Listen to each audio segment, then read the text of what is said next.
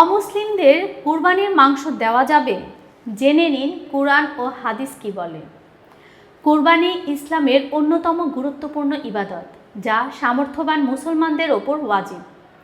এর মাধ্যমে আল্লাহর সন্তুষ্টি অর্জনের পাশাপাশি সমাজের দরিদ্র, অসহায় ও প্রতিবেশীদের সাহায্য করার সুযোগ সৃষ্টি হয়।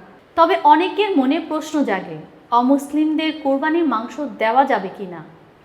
ইসলামী শরীয়তের দৃষ্টিভঙ্গি স্পষ্ট। অমুসলিম, বিশেষত প্রতিবেশী, সহকর্মী বা দরিদ্র কেউ হলে তাদের কুরবানির মাংস দেওয়া সম্পূর্ণ বৈধ ও মানবিক।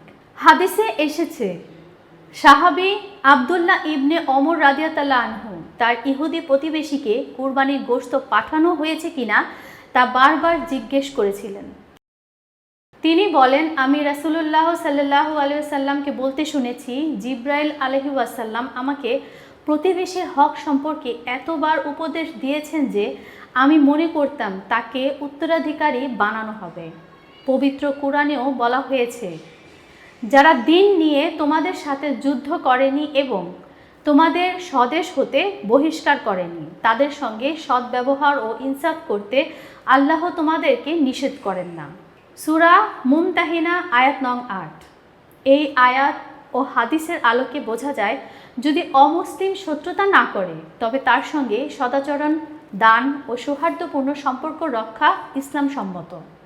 কুরবানির মাংস অমুসলিম প্রতিবেশী, বন্ধু বা সহকর্মীকে উপহার দেওয়া ইসলাম সম্মত, মানবিক ও সহনশীলতার পরিচয় বহন করে।